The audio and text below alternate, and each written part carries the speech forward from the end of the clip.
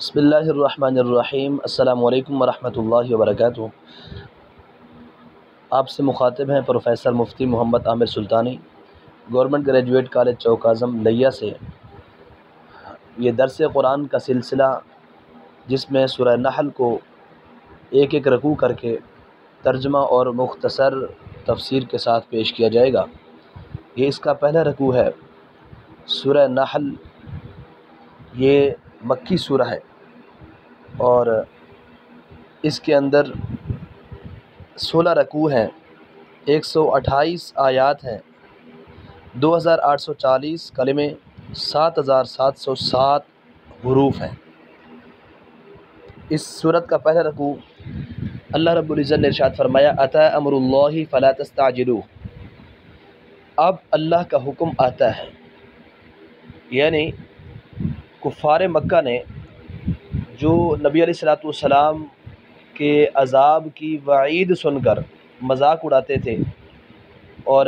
وہ تکذیب کرتے، جھٹلاتے کہ کہاں ہے وہ عذاب جس کی آپ ہمیں دھمکی دیتے ہو، جس عذاب کی ہمیں روزانہ باتیں کرتے ہیں، لائیں وہ عذاب، کہاں ہے عذاب، اس طرح کی وہ باتیں کرتے تھے کہ کب آئے گا عذاب۔ اللہ رب العزت نے فرمایا اتی امر اللہ، اللہ کا حکم یعنی اللہ کا عذاب اب آتا ہے، اس میں دیر نہیں ہے، فلا تستعجلوا، تو تم اس کی جلدی مت کرو، اس کی جلدی آنے کا مطالبہ مت کرو۔ سبحانہ و تعالی،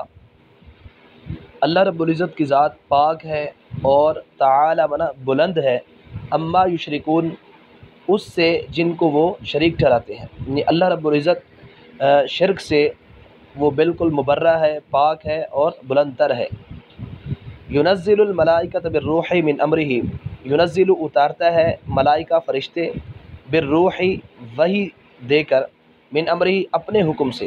اللہ اپنے حکم سے وحی دے کر ملائکہ کو اتارتا ہے،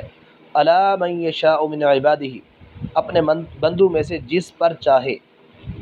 اپنے بندوں میں سے جس پر چاہے ملائکہ کو اتارتا ہے وحی دے کر، اور فرشتوں کو یہ کہتا ہے کہ تم جاؤ رسول کے پاس، نبی کے پاس، یہ کہو کہ انذروا، کہ تم اپنی قوم کو ڈر سناؤ، اپنی قوم کو ڈر سناؤ، انذروا ڈر سناؤ، انہ لا الہ الا انا، اس بات کا کہ بے شک نہیں ہے کوئی معبود سوائے میرے، یعنی اللہ رب العزت فرماتا ہے کہ تم جا کر رسولوں سے کہو، وہ اپنی قوم سے کہیں کہ ان کو ڈرائیں اور یہ بتائیں کہ کوئی معبود نہیں ہے سوائے میرے، فاتقون، پس تم مجھی سے ڈرو، خلق السماوات والارض، اللہ ہی نے پیدا کیا آسمانوں اور زمین کو حق کے ساتھ، تعالی اما یشرکون، اللہ بلند ہے اس سے جس کو وہ اللہ کے ساتھ شریک ٹھہراتے ہیں۔ یہاں سے اللہ رب العزت اب اپنی انعامات کا تذکرہ فرما رہا ہے کہ اللہ رب العزت نے کتنی نعمتیں انسان کو دی ہیں، کیا کچھ اللہ نے پیدا کیا، اور آخر میں جا کر اللہ رب العزت فرمائے گا جو اللہ اتنا کچھ پیدا کرنے والا ہے، اتنے انعامات سے نوازنے والا ہے، تو کیا وہ ان بتوں کی طرح ہو سکتا ہے جنہوں نے کچھ بھی نہیں پیدا کیا؟ تو یہ دونوں کبھی برابر نہیں ہو سکتے، لہذا وہ اللہ کے شریک کبھی نہیں ہو سکتے۔ خلق السماوات والارض سے آغاز کیا کہ وہ اللہ، اس نے آسمان و زمین کو پیدا کیا حق کے ساتھ، حق سے مراد یہاں پر کہ آسمان و زمین میں جہاں کہیں غور و فکر کریں گے تو یہ چیزیں آپ کو رب تک پہنچائیں گی، رب کا پتہ دیں گی، تو یہ حق کے ساتھ یعنی اس کے توحید کے دلائل ہیں۔ خلق الانسان من نطفہ، اللہ نے انسان کو پیدا کیا نطفہ سے، ایک نتھری بوند سے، یعنی ایک شخص حضور کی بارگاہ میں آیا، نضر ابن حارث، کہنے لگا کہ یہ ایک ہڈی ہے مردے کی، یہ دیکھو گلی ہوئی ہے، اور آپ کہتے ہیں کہ یہ دوبارہ زندہ ہوگی اور یہ دوبارہ دنیا میں آئے گا، یہ شخص یہ دوبارہ زندہ ہو جائے گا، یہ کیسے ہو سکتا ہے؟ نبی علیہ الصلوۃ والسلام سے جب اس نے یہ کہا تو اللہ رب العزت نے یہ آیت اتاری، فرمایا کہ دیکھو یہ شخص وہ ہے جس کو اللہ نے نطفہ سے پیدا کیا، ایک ایسے پانی سے جو اگر جسم یا کپڑے پر لگ جائے اس کو وہ پلید ہو جاتا ہے، ناپاک ہو جاتا ہے، اس سے فطرت سلیم والا شخص اس پانی سے نفرت کرتا ہے، تو اب اس پانی سے اللہ نے اس انسان کو بنایا، اب پھر یہ اللہ کی قدرت پر سوال کر رہا ہے کہ ایک ہڈی سے جو گل سڑ گئی ہے دوبارہ اللہ زندگی کیسے پیدا کرے گا؟ دیکھو کیسا عجیب شخص ہے، کتنی موٹی عقل ہے کہ ایک بکھرے ہوئے اعضاء کو دوبارہ جمع کرنا یہ کون سا مشکل ہے، جب کہ اللہ رب العزت نے تو ایک نطفے سے اتنا بڑا انسان پیدا کر دیا۔ خلق الانسان من نطفہ، اللہ نے انسان کو پیدا کیا نطفہ سے، فاذا هو خصیم مبین، بس جبھی وہ کھلا جھگڑالو ہے، یعنی حضور کی بارگاہ میں آ کر اللہ کے بارے میں جھگڑا کر رہا ہے، تو یہ جبھی کھلا جھگڑالو شخص کھڑا ہے، حالانکہ یہ نطفہ سے پیدا ہوا۔ تو آگے اللہ رب العزت نے فرمایا والانعام خلقها، یعنی پیچھے بتایا تھا آسمان و زمین کو پیدا کیا، پھر فرمایا انسان کو پیدا کیا، اب فرمایا انعام خلقها، چوپائیوں کو اللہ نے پیدا کیا، انعام چوپائے، اللہ نے چوپائیوں کو پیدا کیا، لکم فیہا دفء، تمہارے لیے ان میں، فیہا ان میں یعنی چوپائیوں میں، جانوروں میں، دفء گرم لباس ہے، یعنی ان کی اون سے تم گرم لباس بناتے ہو، ان کے کھال وغیرہ ہے اس کو دباغت دے کر اس سے لباس بنتے ہیں، تو تمہارے لیے ان میں گرم لباس ہیں، ومنافع، اور دیگر منفعتیں بھی ہیں، دیگر منافع ہیں، ومنہا تأکلون، اور ان چوپائیوں سے تم گوشت کھاتے ہو، ان کا دودھ پیتے ہو، تو گویا اور بھی دیگر منفعتیں ہیں، ان کی نسل سے دولت بڑھتی ہے، دودھ پیتے ہیں، انسان ان پر سواری کرتا ہے، وَلَكُمْ فِيهَا جَمَالٌ، اور تمہارے لیے ان جانوروں میں، ان چوپائیوں میں جمال ہے، تجمل ہے، خوبصورتی ہے، زینت ہے، کب؟ حین تریحون، جس وقت تم شام کے وقت ان کو واپس لاتے ہو، تریحون اراح یریح، شام کے وقت واپس لانا، یعنی وحین تسرحون، اور جس وقت تم ان کو چرنے کے لیے چھوڑتے ہو صبح کے وقت، تو جس طرح ایک شخص جس کے جانور ہے 200-300 جانور ہے، ریوڑ ہے، وہ صبح سویرے جب چھوڑتا ہے تو یہ اس کے لیے بڑی خوشی کا سماں ہوتا ہے، ایک خوبصورت منظر ہوتا ہے، تو اس کے دل کو یہ بڑی اچھی بات لگتی ہے کہ یہ سارا ریوڑ، اتنے بڑا جانور، یہ سارے میرے ہیں، تو وہ بڑے خوبصورت منظر ہوتا ہے جب صبح سویرے وہ نکلتے ہیں لے کر، اور شام کو جب واپس لاتے ہیں، تو اللہ فرماتا ہے تمہارے لیے اس میں بھی زینت ہے کہ جس وقت تم شام کو ان کو واپس لاتے ہو، جس وقت صبح ان کو چرنے کے لیے چھوڑتے ہو، وَتَحْمِلُ أَثْقَالَكُمْ إِلَى بَلَدٍ، اور وہی جانور، وہی چوپائے، تحمل، اٹھا کر لے جاتے ہیں، حمل بنا اٹھانا، جس طرح حاملہ عورت کو کہتے ہیں اٹھانے والی، تو تحمل اٹھا کر لے جاتے ہیں، اثقالکم، اثقالکم تمہارے بوجھ، ثقل کی جمع اثقال، تمہارے بوجھوں کو اٹھا کر لے جاتے ہیں، الی بلد،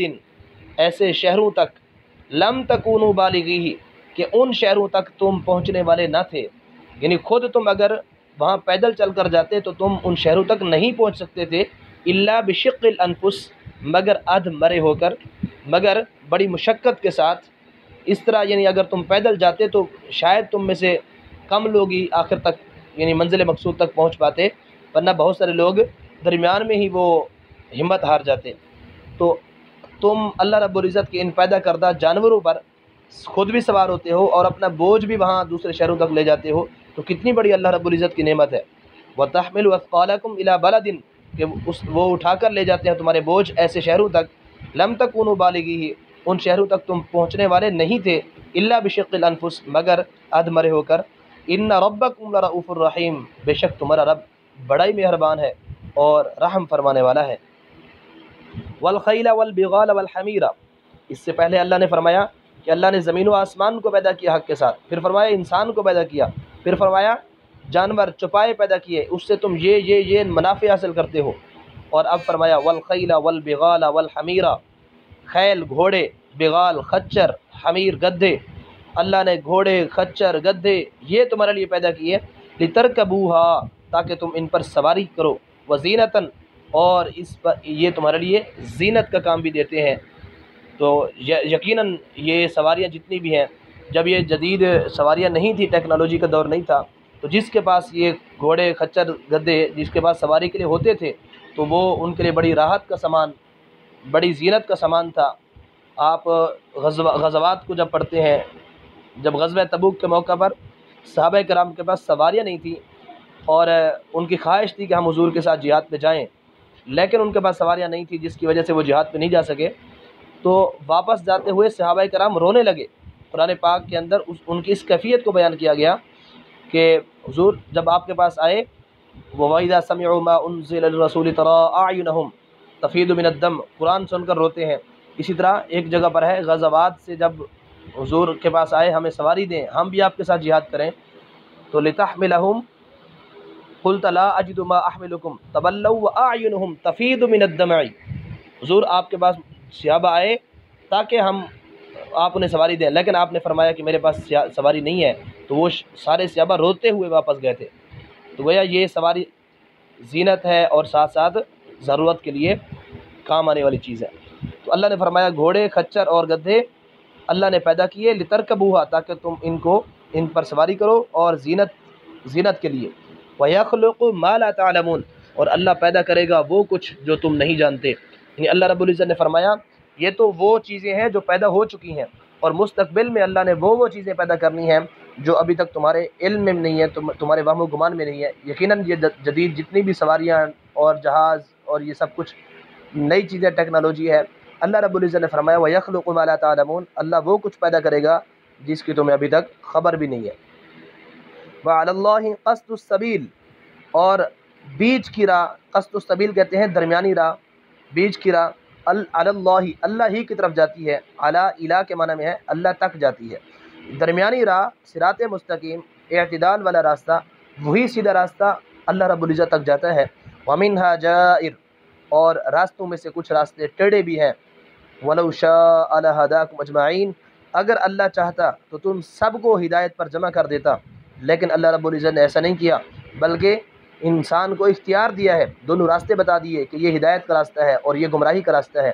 جو شخص چاہے ہدایت پر چلے، جو چاہے گمراہی پر چلے، دونوں کا انجام بتا دیا کہ ہدایت پر چلو گے تو جنت تک پہنچو گے، اللہ رب العزت کی رضا ملے گی۔ اگر تم گمراہی والے راستے، دین کے خلاف مخالفت والے راستے پہ چلو گے، نافرمانی والے راستے پہ چلو گے، تو اس کا انجام جہنم ہے، اللہ رب العزت کی ناراضگی ہے۔ یہاں تک پہلا رکوع سورہ نحل کا کمپلیٹ ہوا۔ انشاءاللہ اگلی ویڈیو کے اندر ہم دوسرے رکوع کو ڈسکس کریں گے۔ دعا ہے اللہ رب العزت ہم سب کو قرآن مجید کو اوڑھنا، بچھوڑنا، اس کو پڑھنا، سمجھنا اور اس پر عمل پیرا ہونے کی توفیق عطا فرمائے۔ وما علیہ الا البلاغ۔